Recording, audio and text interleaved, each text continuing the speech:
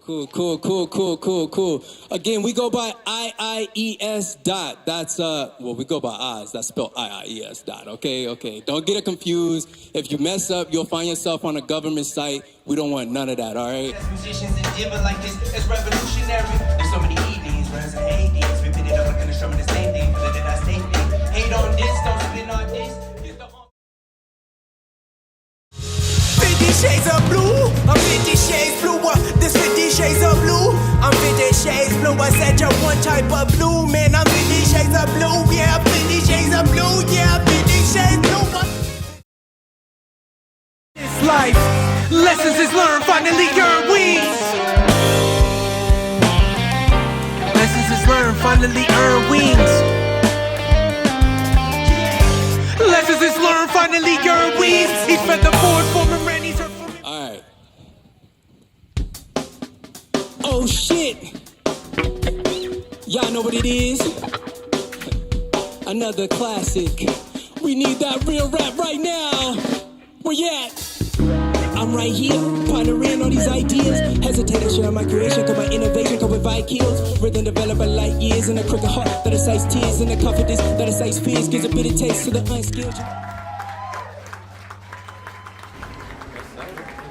Let's do it, man. I would raise a glass. So my definition of making it, I feel like, do I validate myself now, or do I have to wait until it's this many people before I validate it? What's your answer? And my answer is you validate it right now. Greetings, peace everybody. Thank you for joining us for Crossroads. My name is Derek, and today I am joined by iies. You guys go around and introduce yourselves. Start me off. I'm Aiden. I'm the engineer, guitar player, and producer. Cool. Craig. I'm the vocalist, lyricist, and graphic designer for iies. Cool. My name's Jacob. I'm the bass player and composer. Nice. I'm Nick Shell. I'm the drummer and percussionist. Nice. Cool. This interview series focuses on a moment where many artists face difficult decisions in their journey, the crossroads. And my goal with these interviews is to discover how Denver hip hop artists have navigated tough times, difficult waters, and come out on the other side. So we hope you find these interviews informative, and we hope that you will share your thoughts and comments below. All right, so let's get going. Cool. Dope. Thank you, man, all of y'all for getting down. I really appreciate it. I know we've been trying to put it together for a minute, but here we are. Thank you for having us. Yeah, thank you for having us. First question. What did you do, or where did you come from? Let's start with you. Like I said before, I'm a drummer and percussionist. I'm from the Aurora area of Colorado, so homegrown here, and just grew up loving music. Both of my parents are musicians. My sister also used to play music, so I've just been surrounded by a lot of creativity, and that's what keeps me inspired and wanting to be better. So that's where I'm at, just always trying to just create with others. How long you been getting down? I've been playing for about 14 years. Drum kit, probably that long, and then percussion a little bit less, maybe like 11 years or so, but yeah. Main inspiration.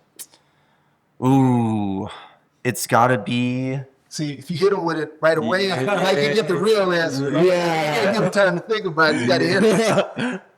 It's gotta be between... Okay, it's between two drummers specifically. The Incubus drummer, I believe his name is... Okay. Pardon me. Yeah. Wildlife. Yes! Jose, absolutely insane. And I think Abe from Deftones, absolutely. All right. Like, Dope. really dig how solid those grooves are and how emotional they are. They bring a lot of tension to the music. Dope.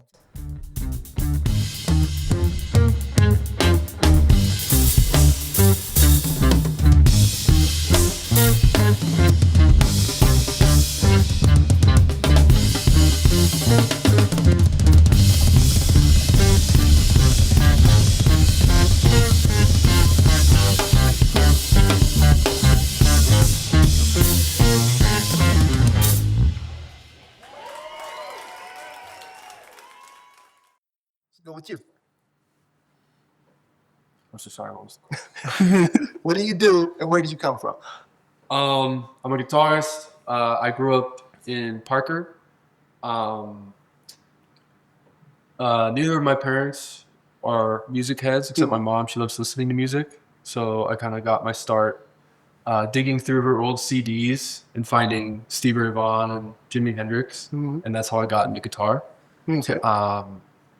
And from there, I really just tried to play off of the CDs that I had, or off of my mom's CDs. So like AC/DC, like I said, Stevie Ray Vaughan, Jimi Hendrix. Okay.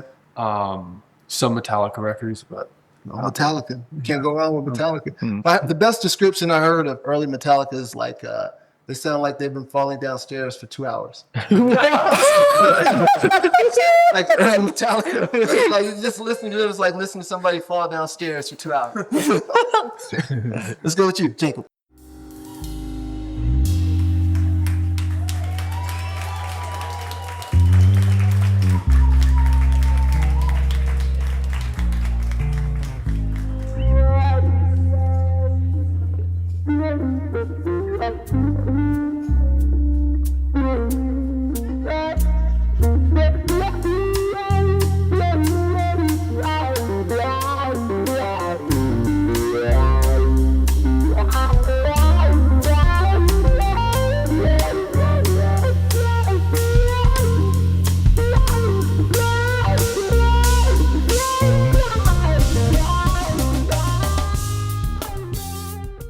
What do you do? Where'd you come from? I am a musician. I'm from Sacramento, California, a suburb of Sacramento. But I grew up playing jazz, going to jazz camps, taking private lessons with anybody who'd have me, auditioning for honor bands. I played in the first iteration of the Northern California Jazz Honor Band with some really incredible people. And that was a really cool moment. And then it just kind of spiraled from there. I was really obsessed with jazz. I ended up moving to Denver for college because of COVID. Sacramento kind of shut down. It was really disappointing. But Denver never shut down. There were always shows, even through COVID, because everyone here loves music. And so it was really cool. I found like a cool community here. And I really had to wrestle with like my love for jazz. Because like jazz people, I feel like are so strict and like they can be really elitist. Which is an oxymoron. Right. It really is. Yeah, the educational sect of jazz is really like, this is what it is. So I had to really struggle with that and like my love for popular music and like everything else that exists. I played in rock bands for a while and then I was introduced to these men. All right. And yeah, the rest, as they say. Nice.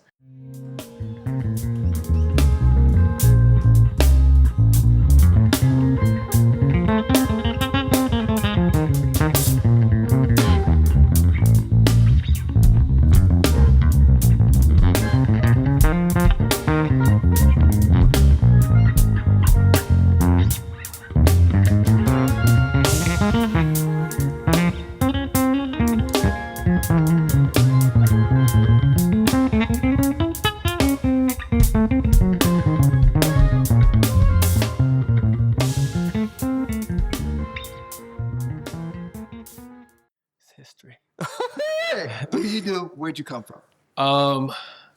Well, I do a lot, but here at iies, I'm a vocalist, business owner, graphic designer, and someone who just really just loves genre, everything about music connoisseur. And so I would say that I'm somebody who really focuses on engaging the community and providing perspective of what Denver can offer to everyone else who doesn't live in Denver and people in Denver. And so I would say I'm a musical community organizer, but I'm starting out with the people that I know and the talented musicians that are sitting here today. And as we grow, the world will know. All right. World will know. Where'd you come from?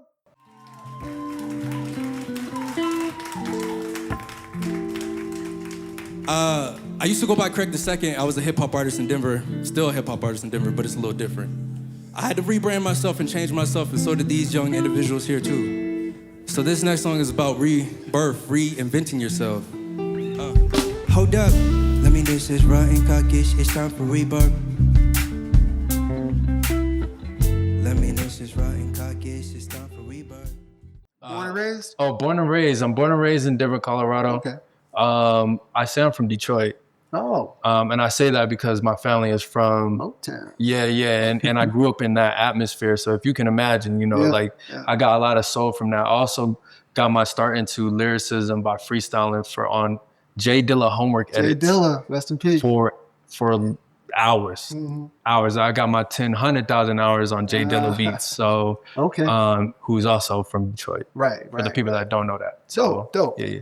All right, so we're gonna jump right into it here. I know I had asked you guys earlier if there were certain questions that you wanted to get into, but before we dive right into that, a little bit more on background. The band itself, when did it come together? How did you guys meet? How did iies come to be? 2023? 2020, okay. 2021. Okay. But 2021 was the inception of iies, wasn't the band forming. So iies was a post COVID idea, the kind of almost like a vision. And if you're spiritual and you believe in anything of that nature, it was almost kind of like a inception from something divine. I was unemployed and I was sitting on the floor staring at the ceiling for way too long. And I was feeling really depressed about where I was in my career because prior I used to go by Craig II. Okay. And Craig II made Poetry in the Field and Rebirth. Right. And I had these 2 albums under my belt, but Rebirth. I'm sorry. Yeah. Rebirth, 2020 record. But it was a record I was proud of with the homies that I made it with, which was Tyreek and Jamal Lindell, both people that still are in Denver making music. And this collaborative project I made, forgetting the studio name, but it was with the producer, Rocky. And we had like... In the Field? Was that what he go by now? No, I'm saying, is that the name of the project? In the Field? Poetry in the Field. Poetry in the Field first one? was the first one. Okay. Yeah. That was 2017. I was fresh out of high school. All right. And that record was just me loving lo-fi at the time, which wasn't cool at the time. At that time, it was Chirac type energy. And so in that era, me coming out and making stuff that was inspired, like J Dilla, coming with these kind of like lo-fi, like very jazzy, kind of like scratchy vinyl in the background type of instrumentals was odd for Denver at the time. But I was like, I don't care. Yeah. And I'm trying to spit. So I got on that record, I released the record, and funny enough, it wasn't even taken that well from the city. The city was kind of on a different wave at the time. And everyone outside of the city I got a lot of recognition within that. And then I started to get like my foot in. And that's at one of the house parties that I was at from the release of the record, because I met a whole bunch of beautiful instrumentalists, producers, community organizers through the album. One could say it didn't get recognized from the city, but it was just kind of like one of those things that... it was your first release? It was my first release. It's your first release. And, no one knew who I was, right? And so I was building something. I got invited to a house party, to play at a house party where I met Baz Gillen. Baz Gillen was prior drummer to iies, for those that don't know. He was a young kid, still in high school. I think he was like a sophomore. Amazing drummer. Freestyle with him on some J Dilla. Funny enough, it was a J Dilla beat that he did. Swingy. And we freestyled for 2 hours because I forgot my USB at home. So I came prepared, and everybody's like, "You ready for the show?" And I was like, "Oh." So I was like, forget it. But that's what an artist does. Winged it. So through Baz Gillen and just kind of like the inception after Rebirth and just sitting in my apartment with iies and the conceptualizing, I came up with the concept of iies, kind of something that could be like, I love everything. And I was struggling with like, do I sound like a pop rapper, or do I sound like an underground rapper, or do I sound like identity? And so I wanted to create something that always allowed me to metamorph. In general, was the initial inception of iies. So the idea of perspective and sonic vibrations always being something that like always evolves and changes, because we all have different perspectives throughout life and just different things like that. Two questions on that. One, when did the rest of the crew come into being? And then two, the definition of iies, like the name itself. Okay, so let's talk about the definition real quick. since we're on the topic, and the inception of iies, basically, iies has multiple meanings. It's really divine, to be honest. One of the descriptions of iies that I've used so often, but since this is a special interview, I'll say it again for those that never knew, is that as a kid I got called iies. It's a nickname because of my eye color. Oh, really? And the long eyelashes thing. Oh, like okay. They call me iies. Okay. Okay, iies. And so it was like a childhood nickname that I honestly felt was kind of like discouraging. Came off feminine at the time, you know. Well, most childhood nicknames. I was just to like be a little mean, a little cruel. You know, that's how you get them. You know. Yeah. And I thought when I was coming up with it, I was like, oh, this is like really dope though. This is like honestly something that feels like something that's degrading is honestly something powerful, because my eyes are what are describing the history of my lineage and my ancestors who gave me these eyes. Mm-hmm. And so like it was something that I felt power in. And then Craig II is because Craig II has 2 Roman numerals at the end. Right. And so iies has 2 eyes in the beginning, right? Okay. So that was like kind of like the metaphor there. But in the grand scope is eyes as everyone's eyes, and like eyes, plural eyes, like everyone has different perspectives that they give off and things that they have seen, and we all cross and interweave kind of like viewpoints on an art, like on a, like 2 points on a spectrum, and they cross and add dimension to reality. I'm gonna put a pin in that because I'm gonna come back to that with my follow-up question. So yeah. So when did the rest of the crew come in? So then I got invited. Baz hit me up one day and was like, hey, yo, I got like, you trying to come up here and freestyle at this kid's house? And I'm like, whatever. I never really say no to anything. If anybody really knows me, if they're like, hey, pull up and rap, I'm like, cool. So I pulled up.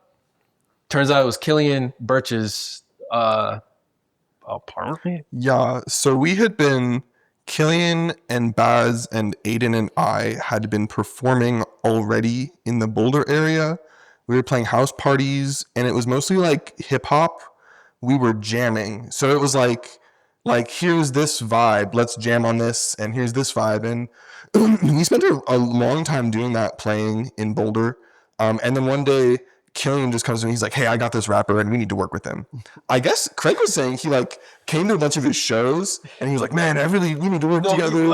And so they kind of like, and Baz obviously knew him. So one day we're jamming, Craig shows up, and we just started freestyling. Okay. And I kind of like, I was more so versed in like the jazz tradition, but not so much in the hip hop tradition. So to me, I was like, hip hop is this and hip hop is that and jazz is this. But then here we are jamming and creating music from scratch, and Craig was right there with us, And I kind of like, it clicked, like you said in that cool interview, like jazz is the mother, like it clicked like that lineage from jazz to hip hop, and so it like struck something, I think. Okay. And so that's how we started. Boulder, what year was this? Yes, sir. 2022 probably. 2022, 2020. Yeah. So we played a lot of shows and we were just fully improvising, and Craig was freestyling.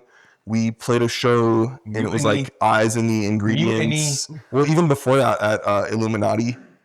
That was like, we were like the Ingredients quartet featuring Eyes. Okay. And then Craig like explains to us, like the concept, and we're like, okay, we're on board. At the time, it was just kind of like, it was in its inception. Eyes was a baby idea, and I always knew Eyes was gonna be bigger than me. Mm-hmm. I felt like it needed to be, but I just was just like, this is cool, like rapper name, I guess, at the time. And then I was like, nah, man, that's not cool. And I didn't know what it would look like. But then I started playing with these cats, and I was really inspired by what we were able to come up with in the freestyling, right? Because like when you're freestyling, your soul is just, you're jazzing, you in it. And it's a risk because it's not always cool. Yeah. And we flopped many times. Well, we're going to get to that. We'll cover that part of the story. When did you come on board? I probably came on board just recently, maybe in the last 5 months or so. Okay. How'd you get here? I just have known everybody for a really long time, just through various. We went to college together at C Denver. We played in a rock band a long time ago. Okay. We went on tour together. Yeah. So it's just like all these passings led to this like intersection with iies where Basically, you got bullied into the band. yeah, That's what it sounds like. We told them no choice. We had oh, you're gonna Yeah, how did you get how did you get here? How you get here? How did I get here? Yeah. Aiden was with us. Yeah, well, that I guess that quartet that we had, we were just playing like, I guess hip hop, Yeah. jazz. Aiden sent out. You were at CU also? Yeah, freshman year, Aiden sent out a mass email to everybody in the program, and he was like, "This is who I am, and come jam with me at my house." And we came and jammed, and that was my first meeting with Aiden. He showed me the studio. Okay. We've made dozens of records here. How many records have we made? Oh my god, it's over 50. Nice. It's a lot. Yeah. One last question on background, then I have a follow-up question for the band. Real quick, your history with hip-hop goes back, what, 5, 10, 15, 20 years? How long? I've been listening to hip hop like throughout my life, on and off. I'm gonna be honest, like both my parents like listen to rock music and pop music, so I haven't had as much experience or exposure to that sort of stuff, but I really dig everything about it. The culture and all of that is so interesting to be able to experience and learn about and try to be as respectful as possible inside of that creation, Nice. and so like doing deep dives on all the greats and stuff like Tupac and Biggie and all that stuff. How many years? Right. And so I've probably been doing that for maybe the past like 2 or 3 years, especially like looking at this group. It's really inspirational what iies does and the multiple perspectives, You're about to have your brain blown, man, with hip-hop. Oh my gosh. Yeah. How long you been getting down with hip-hop? So I actually, this is a funny that you mentioned this. I told you I was really, really jazz centric. Miles Davis is my guy. And he's such an innovator, he's an icon, he's a legend. Just recently, like a couple months ago, it clicked. I was like, I actually don't know anything about rap. I know that Craig is good at it, and that's like what I know. So I've been doing a deep dive into like Biggie and Pac and Paris and KRS-One and the Far Side and those people, Ice Cube. San Fran. Or the Bay. Yeah, I believe they're all West. Some of them are West Coast, and then Wu-Tang as well. I didn't realize that Wu-Tang was also a bunch of different solo artists. So then I got to listen to Raekwon and Old Dirty Bastard, and it's been a journey. Nice. Your experience with hip hop goes back about what, 10, 25? I think 15 years. About 15 I years? remember the day that I first this is so, it's a funny story. So my dad was driving me and my friend to basketball practice, and my friend, he had just found Jay-Z's Black Album with 99 Problems. Okay. All right. Which was a remake of Ice-T, but Yeah. But he was like, "Have you heard of Jay-Z before?" And I was like, "No." I think it was like 10. by the Black Album, you had not heard of Jay-Z? I mean, I was 10 years old. My parents never. You shouldn't. But at 10, you shouldn't know Jay-Z. For context, my parents never let me listen to anything with cursing. I grew up pretty Catholic, and so it was very like, they kind of chose the music that I listened to. My friend was like, "Hey, put this earbud in." And I remember listening to 99 Problems on the way to basketball practice. And that was it. And I just kept asking him to replay it over and over again because I was like, "This is incredible." Yeah. So, I mean, I've been listening to hip hop for a long time. It started as more of like, the bigger characters, Jay-Z, Tupac, Biggie, Eminem. I listened to Macklemore for a little bit. Oh, that was great. Yeah, that was a while ago. Now I'm more into, oh man, I just did a really big dive back into Wu-Tang Clan because, I mean, I kept seeing those posters at Colorado Sound. Jacob and I worked at a commercial studio, and we recorded a lot of the Colorado Symphony Wu-Tang Clan stuff. We actually, I got to record Wu-Tang with the Colorado Symphony, and that was pretty crazy. Oh, you got the gig. So I'm gonna say it on record right now on camera. The Heist can go track for track with Good Kid, Mad City. I do not think he stole that Grammy. The Heist is a great album. The Heist by Macklemore. Macklemore. And I'll tell you right now, I think the Heist can go track for track because I actually have them on a playlist. Yeah, I think the Heist can go track for track. Yeah, that was a debate. With And Kendrick, Good Kid, Mad I think City. So Kendrick got stole. I don't think so. I think the Heist is great. Honestly, I ain't gonna lie, I didn't listen to it. I have opinions about Macklemore, but not negative. It's just more just kind of like a, I guess pop versus like underground. Macklemore is legit, man. And I haven't. I maybe I don't know Go though. to school on Mac. I don't know. I don't know. Legit. But like Your history with hip hop. What turned you out? I mean, I can't even tell you. I'm like sizzled in the pan with hip hop. Like Okay. I was following. I don't know. Like I definitely can. I've always been listening to hip hop since probably inception, probably like even before I can even remember. But I can remember when I, out of my own intention, was getting hip hop, like getting the CDs. I did the same thing. My dad had a whole CD catalog, and I'd steal his CDs. And that was probably at like 5 or 6. All right, cool. So real quick, all of you guys referenced rap. Graffiti, dancing, DJing, anything? Any history with the other core arts? I mean, hip-hop? I used to graffiti, but I wasn't very good at it. But it was very fun. I did enjoy it. Okay. I had when I was younger, I was into breakdancing. Okay. Yeah, See, I was pop locking. I was pop locking. That was pop locking. Nice. I was actually really good, and then I was really not at some point. Don't ask me to do that now. Nice. Graffiti, DJing, anything? No, I grew up kind of sheltered. Fair enough. Respectful observer. So that covers. Let's party. Whoa. Oh, all right. We got to do a little bit more fun stuff. When I say star, y'all say light, okay? Star. Oh, I said a star.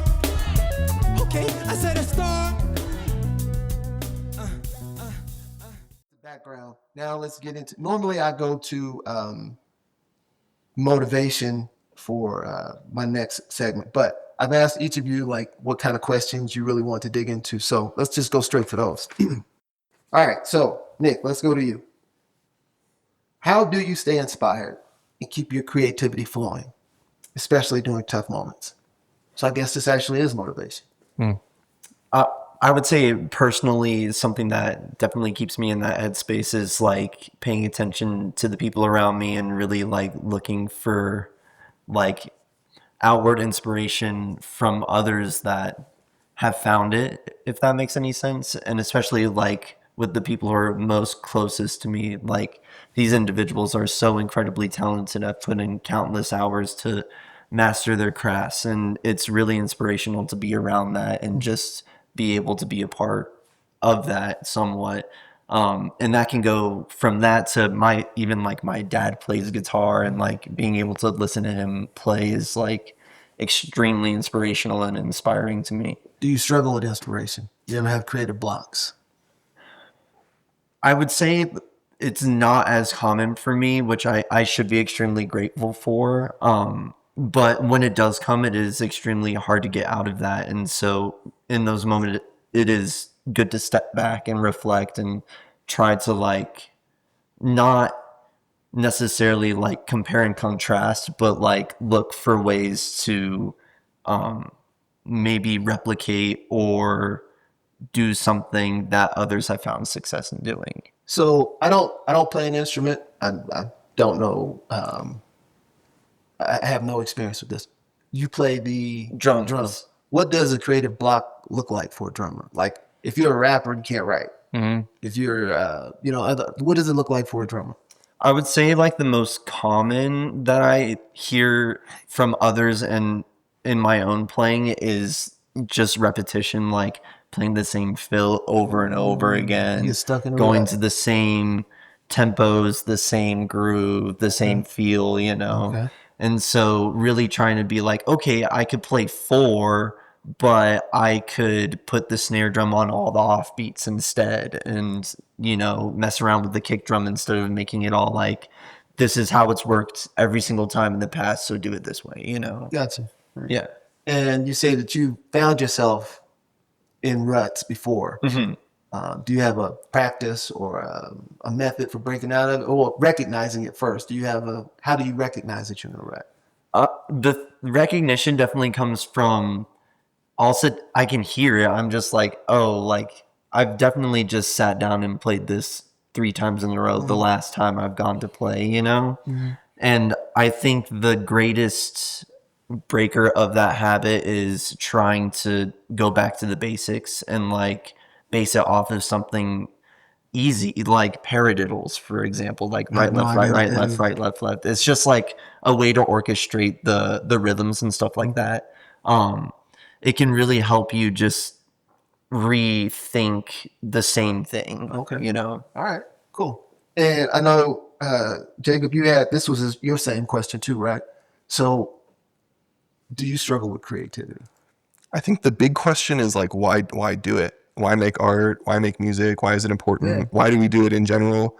That is I listened to Rick Rubin's book this past week, and his answer is like, it's to show everyone we're here. It's like same as the cave paintings or Mona Lisa or, D'Angelo's or Michelangelo's like, Sistine Chapel, to say like, I was here and I did this and like, this is my contribution to the world. I can think of when I was in dark places and music was the thing that lifted me out. And I think at a certain point you make this decision. It's like, am I going to go get like, a real job and go to college and become a lawyer and maybe like play on the weekends and, music is my hobby, or like, am I going to dedicate my life to doing something that's greater than me? Yeah. And that's like the question, and you might as well do it, especially in today's day and age, like with so much, identity and AI and everything that's going on. Yeah. Now more than ever, you need to like take a stand and say, this is who I am and this is what I believe. You're an engineer.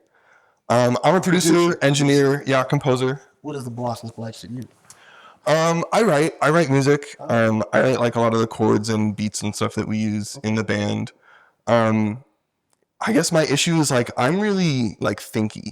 And I have an issue with comparisons, like, oh, this thing that I wrote is a lot like this thing, and oh, well, I can't play this because I played it before in this other song. And I think letting go of all of those like can'ts, won'ts, like rules that I'm following unconsciously, like just like feel it, like what does the music need, and like serve the song.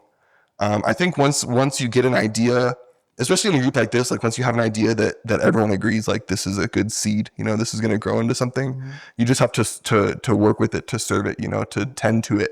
And it grows itself pretty much. Okay. I think at a certain point you become just like a channel for it, and you like channel the music and it comes through you, but not like of you necessarily. Do you have methods or practices that you use to break out of your? Actually, yes. Last week, so I live in Los Angeles. Okay. And I flew out. And I flew out to make this record. We've been recording some new music. And last week we were on a Zoom call, and I was trying to get everyone to make decisions that we were not ready to make. Like, how does this song go? And how does this song go? And what are we going to do here? And Craig was actually like, Jacob, take a deep breath. It's chill. Like everything's fine. Like it's going to work itself out. And so, too thinky, man. One of the things Rick Rubin said was like, whatever you think you have to do the opposite. And so I thought I had to plan everything. And so I said, I took a step back and I, focused on my work. Okay. And I just like chilled and relaxed and did other stuff. And so now coming back to the music, it's been a lot more fresh and easy to tell good ideas from bad ones. Nice. At some point, I might double back to the last time you were in a dark place, but we'll keep going around. Okay. Craig, how about you? Oh, no. Craig, you wanted to get into what keeps you moving forward instead of quitting. Now, this was a question that spoke to you. And why is that? I think because right now I'm in a place in my life where it really is determining if I make it or break.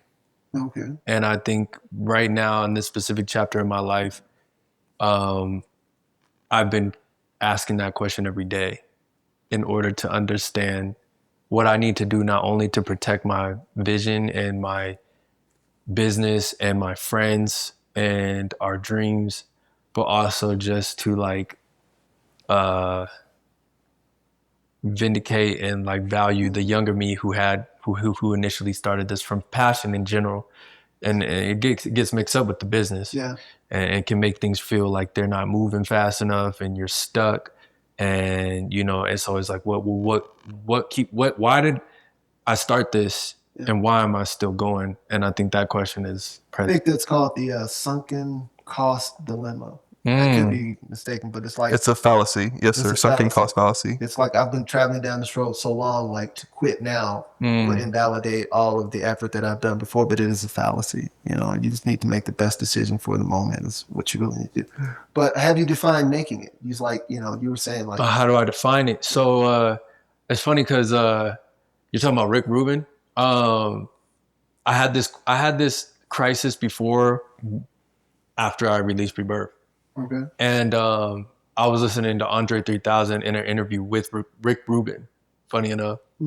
And Andre 3000 was like, you know, he was like, I knew I was losing the passion for the music, or like kind of where I was at when I was on stage in front of like 10,000 or however many people. He said it was a lot. And he said he was performing and he thought in his head, what am I going to eat for dinner tonight? you're not feeling it. You lost the connection with the crowd. Exactly. Yeah. You're like not even there Yeah. anymore. You're just on autopilot. Yeah, And you that's a bad place to be. exactly. And so he was like, I noticed I was starting to get bad. He was like, I just want to feel normal again. So now I go to washer, what do you call them? Laundromat? Laundromats, just to watch, like just to do laundry in the laundromat, just so I don't feel rich. Andre is weird though. I mean, come on, Andre. You can't front on Andre. He's great. He's just a different cat. Yeah. From, you know, like ain't many people who can travel that path. And you know, it's funny because Andre is he's one of my biggest inspirations. And a lot of people won't even understand that. Like Kendrick wouldn't, I'm not going to say this. I don't know Kendrick. I don't know Andre. But from what I speculate, I feel like a lot of Kendrick's up in the early stages of his fame was supported by Andre in different ways. Like Andre's in the back vocals of Bitch Don't Kill My Vibe. And shit like that. Like he was sitting in on the studio and doing things like that. So I feel like I see a lot of inspiration with Kendrick with Andre, and Andre is like this predecessor of lyricism. Making it. What's your definition? So my definition of making it, I feel like, so if for Andre, like when I was watching that interview, it was kind of just like being satisfied with the accolades that you have and you've made right now. It may not look like the way you thought they needed to look, but you still achieved it. For me, it was like, I always wanted to play in front of a crowd. Okay. Period. I've done that. So do I validate myself now, or do I have to wait until it's this many people before I validate it? What's your answer? And my answer is you validate it right now, because you did it. You inspire one person, two people, and over time it grows. Like, I think I've grown happy with the things that I was able to achieve. I always wanted to play with a band. Okay. Play with a band. Yeah. We still figuring out the sound and playing with different techniques and things. And like said before, you know, like a lot of these cats that like I play with may have some hip hop experience, may not. It may be music I've never even thought I was going to rap on, but it's something new, fresh, and it's beautiful, and I honor that now. Nice. So like things like that. Nice. And so I validate myself where I'm at right now, and I think that's keeping me going, because I'm happy to be in this moment with these folks doing what we got to do to eat. That's that. Yeah. Yeah. That's important. Yeah, you gotta eat. Aiden, for you wanted to talk about how this moment shaped the artist that you are today, and by this moment, a crossroad moment. Take me back to a crossroad moment for you, a point where you had to make a tough decision about your future. Am I going to go this way? Am I going to pursue my art? Am I going to go pursue 9 to 5? Something like that, because you were saying that moment shaped your art. So I currently have a crossroads in front of me. Nice. Well, I shouldn't say nice. My bad. I don't need to. No, so I work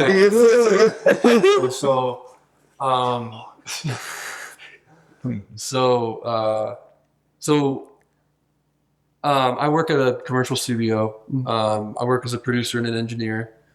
And I've worked as a producer and an engineer for about 6 years.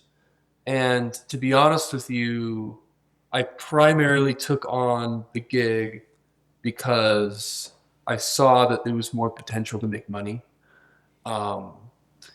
And as a kid, you know, I started playing guitar when I was 12 or 13.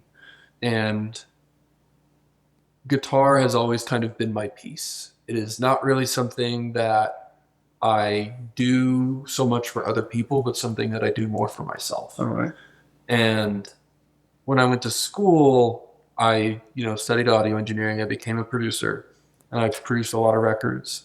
But I eventually got a job at a commercial studio, and that commercial studio is closing March, so I'm gonna be out of the job.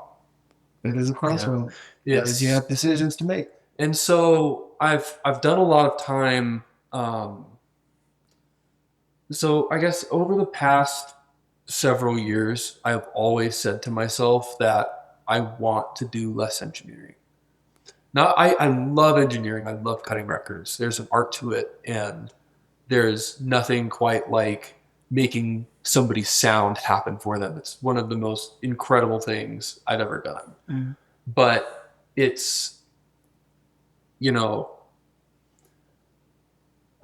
I guess for my art and the art that I've made for myself and others, the strongest art that I've ever made and the stuff that I love the most has come from a place of peace. And it's come from a place of that childlike mentality of like, I'm just going to play. Yeah. I'm going to play now. It's, I don't, it's not practice. I'm going to play. I'm going to write something that I love. And that's what really helped me write like a lot of songs on Don't Forget the Dot. It was just fun. Oh yeah, don't forget that. It was. I know that's the title of the album, but that track's good too. Yeah, it was just new, and it was something that just kind of happened. And the Crossroads that is currently in front of me is, how much of engineering do I keep now that I'm losing half of my income? Mm-hmm. And so it's kind of a bigger decision, but do I pursue more of the art side? This is my studio. You only have 24 hours in a day. I know. And I know the uncertainty of not working at another commercial studio is frightening to me. It's, I have bills like everyone else. Yeah. But to be honest, like I haven't really had peace in a long time, Yeah. And so these past couple days that we've been working on this record have been some of the most fun I've had making music in a very long time, And so I'm kind of in the process of making what I think is the right decision at a crossroads. Oh. If you don't engineer, what would you do? I would much rather be a producer. I think you got a producer. I mean, we're both very similar. We do the same things. Yeah. It's coming from your job. That's what. With this whole thing, we weren't really rivals. We were never rivals because I never had a studio. I plan to get him out of here. Man, that's my crossroads. Do I?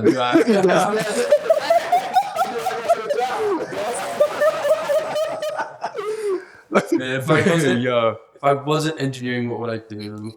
I would be playing guitar. I would find a way to just play guitar every day, whether it's just busking, whether it's jamming, whether it's playing real gigs, whether it's at a church, whether it's at just anywhere anybody will take me. I love guitar so much.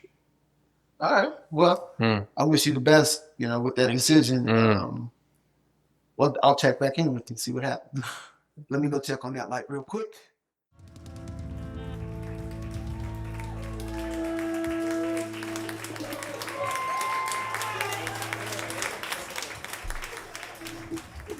Homie, I could cry a river, hop in that, never return. Eternally morphing, my soul burns. Man, you live, you learn. Real love in turn, respect deserved from hard work for sure. You feel me, though? God opens doors for many, simply just adore. Also lost some locksmith delinquent, trying to return from living out of a bad like road trip. I'm childish, I hold fits as well as grudges. You better hell loved it cause your numbers up like school boards. Finish B-boys, then destroy habits and build billboards with Craig the second on it. Detroit with greatness, hop, Michael Jordan force, Luke Skywalker, Luke warm, knocks me out cold as... All right, so now I am going to come back to my follow-up question for the formation of the band. I'm going to ask a question about that. Then we're going to wrap up with some of the exit questions and closing comments, and then we're going to get out of here. Okay. In the bio for the band, it talks about how, let me get it right. Now you get it right. Here was your question.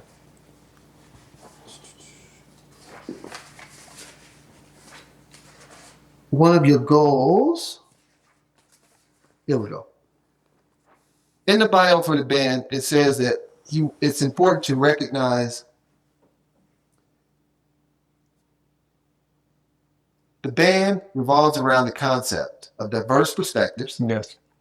Emphasizing the importance of recognizing and expressing individual viewpoints. Yes. That's the point that's the phrase that caught me. Yes. That seems like a recipe for conflict. Oh, Yes. okay. How does the band resolve conflict?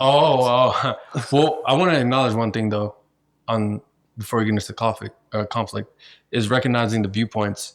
Earlier we described, everyone had a segment where they described where their upbringing was and even how much hip hop inspiration is an experimental jazz rap band, right?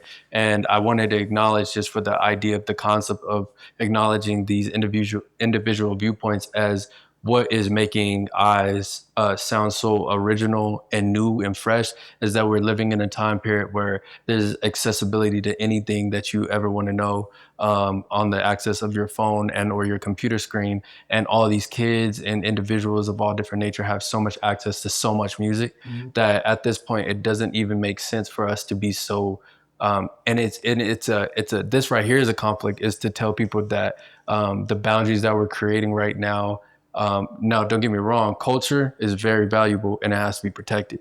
But one thing that is beyond the culture is just the fact that it's infectious, especially hip hop. Yeah. And it's gotten to places that I don't even think anybody even understands at this point, like Japanese rappers. I mean, you name it. And that goes for every other genre as well. There's people playing all of it. And all these individuals all the individuals in Denver, and musicians and artists alike, but specifically sitting on this couch, have played different styles, different music in different bands, Latin bands, blues bands, punk bands. They've played so many different things. There's so much talent and raw information stored within all of these individuals. And our job here at iies is to allow all these energies and creative access points to flow, to make new music that, in a world where everything is already known. Sure. That you guys have got to have, you guys got to bump heads. Exactly. We do. That's part of it. Band on Exactly. earth that doesn't bump heads. So what's your mechanism for handling that? It's part of the creative process. I think part of being a creative person is like feeling deeply, and then you also like attach yourself to your ideas. Like, this is my idea, and maybe it belongs to me, and maybe it like shows that I'm like XYZ. But really it's in service of the music. And so all the conflict, it means that we all care deeply about the project.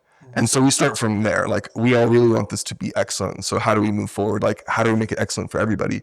If one person wants A and somebody else wants B, and maybe those two people feel, very poorly about those other options, then the answer isn't to pick one. It's to find an option C or an option D that everyone can agree on. Okay. And that's part of the creative journey, is not just coming up with ideas, it's organizing them in a way, that tells your message. And I think it's best when it's a group effort, because then if there was no conflict, it would mean that the work wasn't going far enough. We weren't pushing enough boundaries. You're not passionate about it. And so you start from there with all that passion and energy and desire to want to be good. And high energy creates conflict just by its very nature, but the conflict is good. Do you guys have systems in place to deal with it, or you guys just take a break, hash it out, get back in there? What's the process?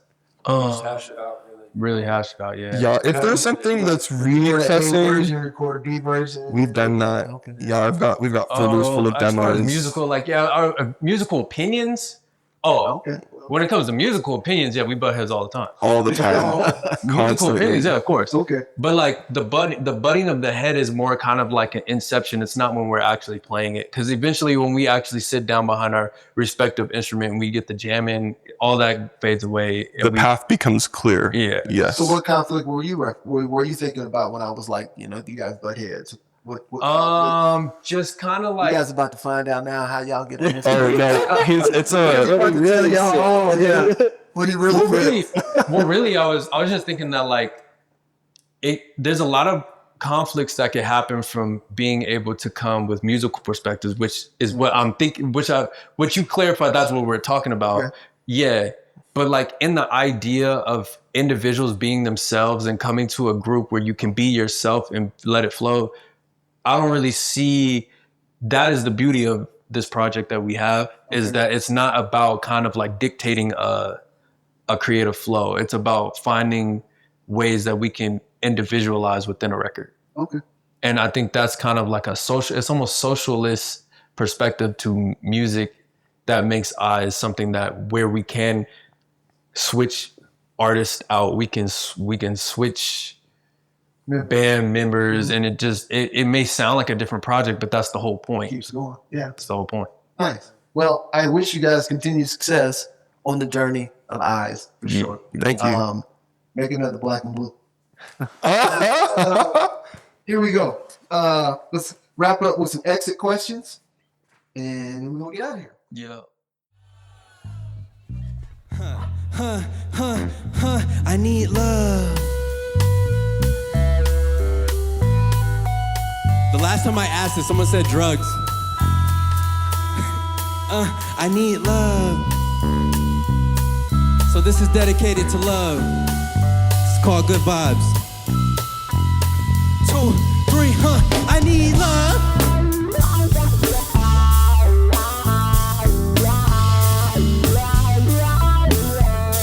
Yeah, I need love. Oh, everybody, Jazz Odyssey. So this is for anybody and everybody who wants to answer this question. You good? Please rate the Denver hip hop scene on a scale of 1 to 10. I'm gonna. Do you have an opinion on that? Oh, not about the vocal hip hop scene, but the instrumental hip hop scene is alive and well and thriving 1 to 10. in bars like the Metal Arc. The Metal Arc Jam on Wednesdays is a 10 every week. Nice. And if you go, you will see local artists, and they usually do fully improvised, like long sets. Emmanuel Alexander and his band, they're incredible, and they keep the scene flowing. They keep the scene alive. Every time we see a new artist like pop out, like, oh, this vocalist is exciting, this vocalist, like the musicians are all coming from the Metal Arc bar downtown. Nice. The Jam on I Wednesdays. appreciate that specific information. Yes, sir. I also want to 10? comment that for those looking for, it's not completely just hip hop. It's very jazz. Oh, So Metal Arc? yeah, it's a fusion thing.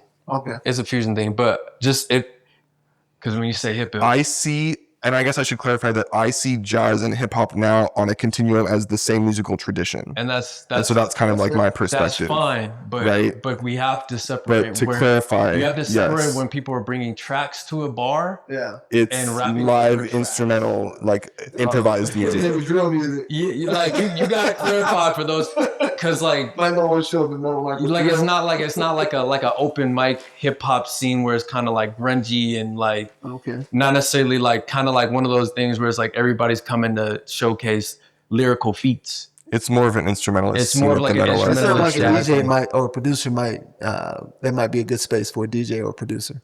Okay. 1 to 10.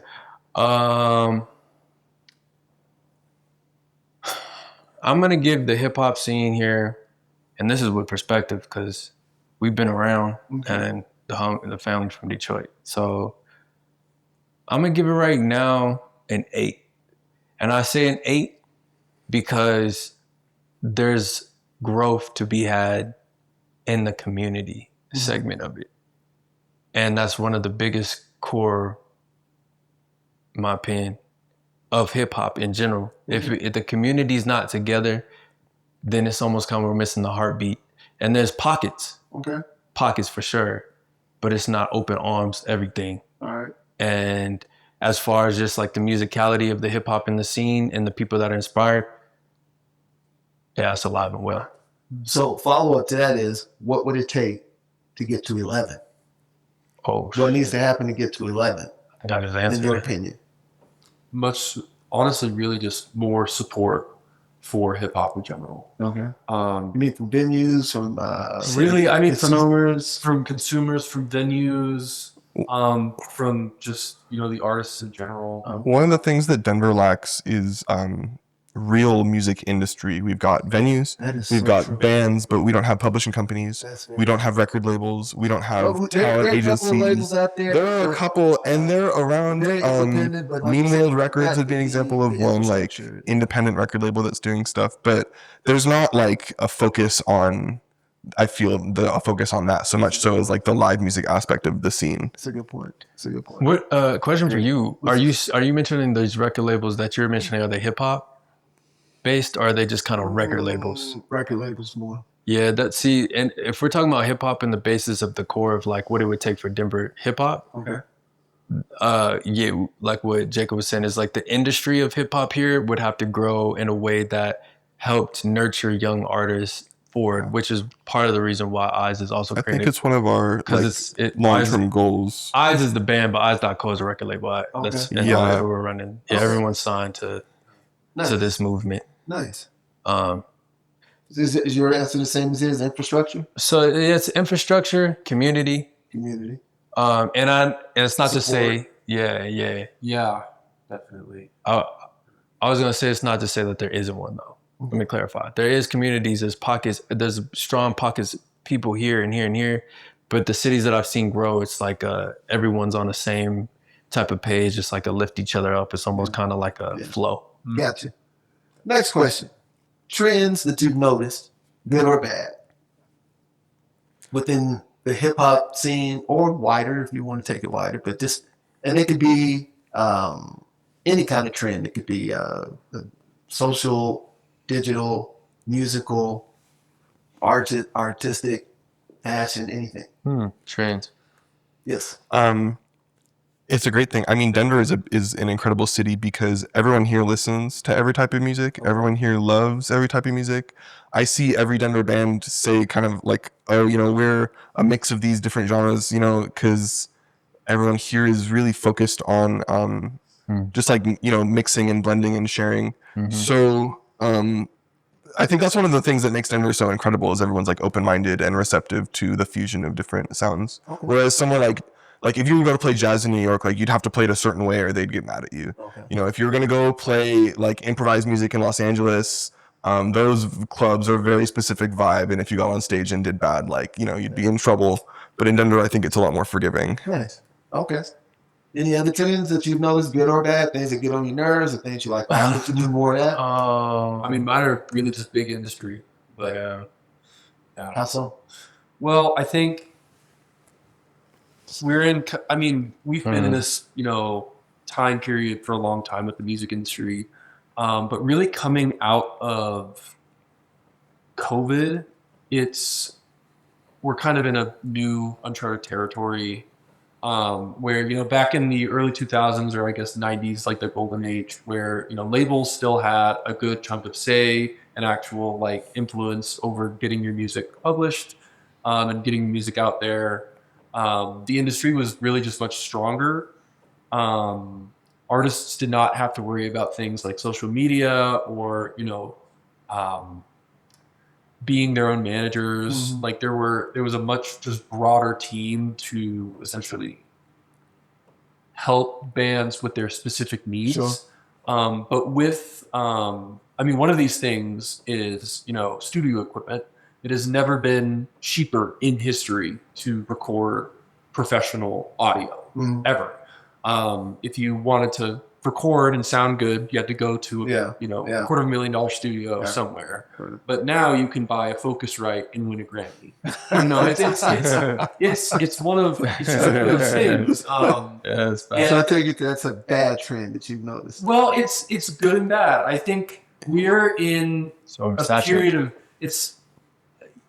it's part of it. We're in a time period where there are there's so much more pressure put on bands where, you know, we have to be our own manager, we have to be our own, you know, publishing companies, we're our own label. We have to book ourselves, we have to, you know, figure out branding, we have to figure out illustrations, we have to figure out On top of maintaining a 9 to 5. well, TikTok, Instagram, you know, social media, all of these things on top of being an artist and on top of, you know, finding some sort of sustainable income. And having a life. Yeah, you know, family, friends. no, family. Nah. You know, there used to be, you know, a much more. It's the industry is still just as scummy as it was, you know, 30 years ago. That part has never changed.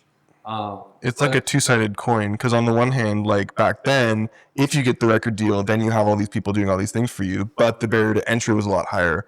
Whereas now the barrier to entry has shrunk, but you can do it if you want to, but you have to do everything. Like you have to do it. Like the price of your freedom to do whatever you want is that you have to do it. Yeah. And there's a lot of work to be done there. Yeah, and so I guess that's kind of just my point of we're seeing so much more pressure on young artists. And, you know, a lot of people have told me or just mentioned this, and I have been feeling this way a little bit, but music right now is kind of in this rut where, you know, especially like pop music or really just innovation is just in this rut where, you know, when are we going to get the next Freddie Mercury? When are we going to get the next, you know, when are we going to get... Because innovation isn't as profitable as something that they're comfortable with, right? But it's going to, when are we going to get the next Prince? When are we going to get the next Michael Jackson? It's just coming down. Never get another Prince, but... I mean, no. But I know what you mean. But it's we, you know... Like an icon. It's just so much more like choked. You know, the pressures of getting someone there are just so much more rigid. I have something to comment on that though, is that it's just micro. The industry, where that was once one whole, has split into subgenres and micro industries, for which icons can become within their own pocket. You can go on the internet and find a Prince to someone, and he has 20,000 followers, and he's living that life. Like 1 out of 5 people will know who Sophie is. You know what I mean? And you don't have like, to explain further than that. The internet has made everyone it's given everyone access to become these icons living. It looks different now. Right. It's not as like mainstream. This is that person. We all know this person. It's on this newspaper. If you don't follow that person, you may not know them, but it doesn't mean they're not making an impact. That's true. So I think it's just micro industries now, but I wanted to say something that the trend that I've noticed is just the exclusivity, and I think it's bad to a degree. And I mean exclusivity when it comes to like, when it comes to even the industry, how the industry works, or how we like unite and we work together, like certain egos that come with it. And just kind of like how the world is kind of moving in a space, like I said, where everyone's consuming everything. And there's a lot of guards from past pains and traumas that this world has conjured up from bad decisions and historical timelines and things like that. But I think one of the boundaries, the biggest exclusivities that I find within the music industry that's, I feel like, very toxic is like when someone has something, it's like crabs in a bucket. And you can really see it in Denver when like someone has something going, they keep it exclusive and they don't work outside the bubble. And I think it's something that keeps specifically this city from growing in beautiful ways. A lot of artists find something that they're good at, they move to LA, they grow big, and then they even stop claiming Denver. They'll say they from LA or something. And so, and it's exclusive. And I feel like one thing that I said in a prior interview is like, when iies blows up in this scenario, we make a tour, we bring on local, instead of exclusivity things that are like specific pockets of whatever, we bring on a tour where we bring on this rapper, this artist, this folk artist that we know, from Denver, Yeah. and we tour with the. If you want to make the scene hot, share the heat. That's right. Right. Yeah. Share the heat. You can't just be a individual like that. So, all right. So, last question, then we're gonna get out of here. Best resource you can recommend for being a better human being? Book, speaker, website, organization, anything. Come back to me. You got it. Rick Rubin, you can't say Rick Rubin's book. Okay. You can say it again. I'm just joking. Julia Roberts has one, and it's called. It's not The Chef? Roberts. No, it's No, a book. It's called. She's a writer, and the book is called. Oh my gosh. The way you're looking at me right now is crazy. The writer's path. Is this his Oh my thinky gosh. face? Is this the thinky face right here? I'm sorry, There's a I lot can't think of of the name of math the happening. book. That's The Artist's Way. The Artist's Way. It's a 12-week course that she's condensed down into a book. Okay. You read through the course, you do it, and it unlocks your creativity. It's incredible, and it has changed my life multiple times. Nice. The Artist's Way. The Artist's Way, yes, sir. Yeah, I vouch for that book. Do you have a resource? A book, speaker, website? Learn about yourself and learn about the world. Okay. You want to grow as a person, learn yourself first. So within, so without, go outwards and don't be afraid to journey into something that you may not have before. That's my advice. All right. Abe? Then Craig said it for me. No, that's a cheat code. Oh, You got to come over with your own. Nick, how about you? You got one yet? Kind of just piggybacking off of Craig, like living life, getting to know people. That's probably like the thing that's informed me the most in my life is getting to meet people on their level and where they're at and what they've gone through, the traumas they've had to bear, the success that they've had in their life, how they got to that point, who brought them there, you know. Yeah. I think those sorts of like interpersonal connections are like crucial. Yeah. Nice. It's almost a cheat code, but I'm gonna let you slide. I wasn't able to answer the last one, so a resource to help you Just be a better human be a being. better human being. I mean, empathy isn't really a resource. Nah, it'd be a trait that some people need to pick up. Well, For real though. so, Yeah. Yeah, I think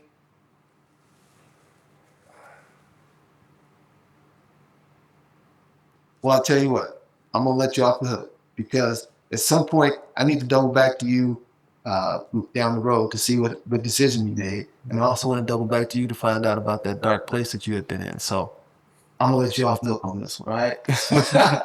Well, listen, man, I appreciate y'all taking the time to sit down with me and chop it up. Yeah. It means a lot. I wish you all the success in the world going forward. And again, just make my life black and blue. All right, y'all, that's going to do it for me. Thank you guys for listening, watching. Check out iies. Contact information will be in the comments below. Peace. Peace out, y'all. All right. Stay beautiful. Woo! We did it. Thank you.